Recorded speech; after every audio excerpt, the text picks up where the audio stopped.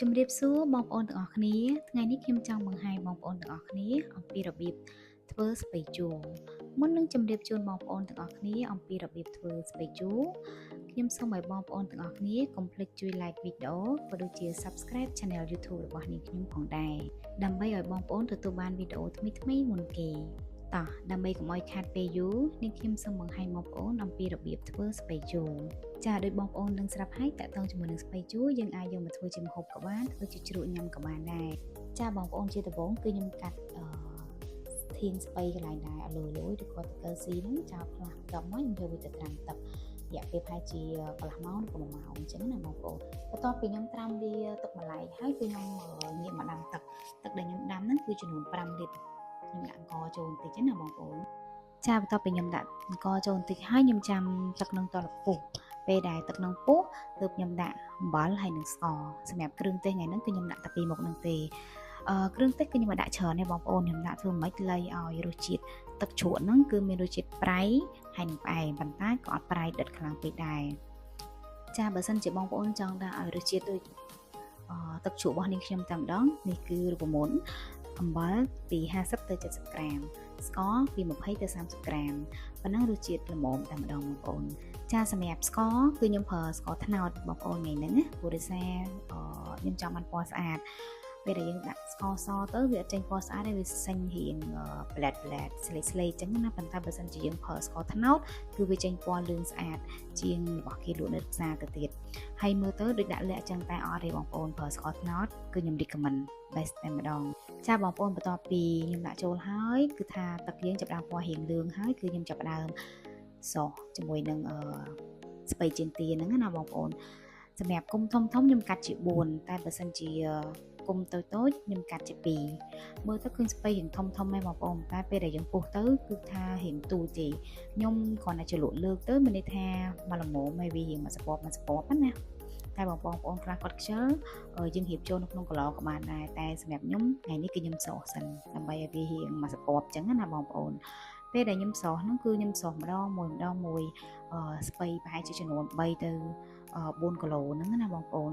ឃើញច្រើនប៉ុន្តែតាមពិតពេលដែលញុកទៅបន្តិចទេដោយសារគីឡូដែលខ្ញុំទិញមកហ្នឹងគឺ10គីឡូបងប្អូនចាពេលដែលខ្ញុំសោះស្ពៃហ្នឹងទៅគឺ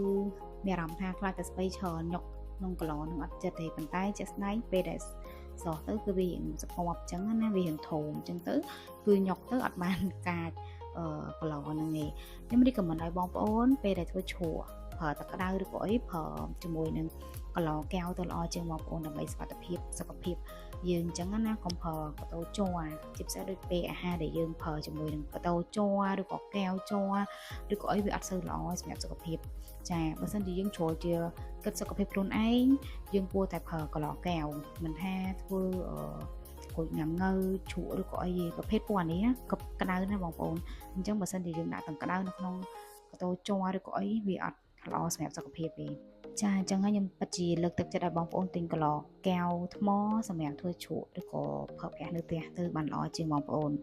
ចាបន្ទាប់ពីខ្ញុំសោះវាអស់ហើយខ្ញុំទុកវាឲ្យមកសពប៉ុណ្ណាបងប្អូនឲ្យវារៀងធូរមានន័យថាត្រជាក់សិនចាំយកទៅរៀបព្រោះបើសិនជារៀបទាំងក្តៅនឹង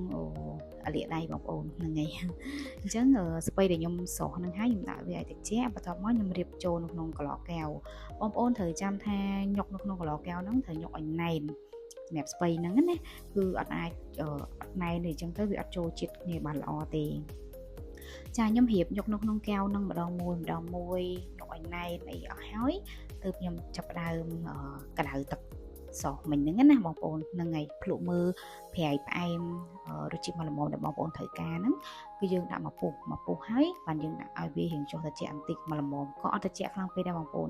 ដូចនៅក្នុងវីដេអូហ្នឹងចឹងគឺថានៅរៀងភីក្តៅចាឲ្យវានៅក្តៅទៅអត់អីទេបងប្អូនព្រោះដែលយើងដាក់ទឹកហ្នឹងនៅក្នុងកន្លកែវទេអត់អីទេហ្នឹងហើយពេលដែលយើងទុកនៅក្នុងកន្លកែវហ្នឹងហើយគឺបងប្អូនត្រូវយកអីមកសកាត់វាន័យថាយករ៉ែឬក៏កូនចានឬក៏អីក៏បានដែរសកាត់វាឲ្យណែនឲ្យធ្ងន់ណាឲ្យវាចុះទៅក្រោមពេលដែលសកាត់វាចុះទៅក្រោមហើយគឺបងប្អូនអាចទុកវារយៈពេលពី10ថ្ងៃទៅ2សប្តាហ៍ហ្នឹងហើយអញ្ចឹងបានបងប្អូនយកមកអាចពិសាបានយកធ្វើជា ស្ងោរស្ពៃជូរឬក៏ឈក់ញ៉ាំជាមួយនឹងថៃអាំងថៃបន្លែហ្នឹងគឺថាឆ្ងាញ់តែម្ដងបងប្អូនដោយបងប្អូនបានឃើញនៅក្នុងរូបថតនឹងអញ្ចឹងគឺថាពណ៌តំណងមែនតើណាបងប្អូនខ្ញុំបញ្ចូលវីដេអូបដាគឺថាលាបទឹកមាត់បដាហ្មងហើយអរគុណមែនតើសម្រាប់បងប្អូនដែលតាមដានវីដេអូនេះតាំងពីដើមរហូតដល់ចប់ហើយក៏ជូនពរបងប្អូនមានសុខភាពល្អចាប្រសិនបើបងប្អូនមានចម្ងល់តាក់ទងវិធីធ្វើស្ពៃជូរមួយនេះបងប្អូនអាចចូលខមមិននៅខាងក្រោមវីដេអូនេះនេះខ្ញុំនឹងឆ្លៀតពេលឆ្លើយតបជាមួយនឹងខមមិនបងប្អូននៅខាងក្រោមវីដេអូនេះបានចាសូមអរគុណបងប្អូនទាំងអស់គ្នាជួបជាមួយនឹងខ្ញុំនៅវីដេអូក្រោយៗបន្តទៀត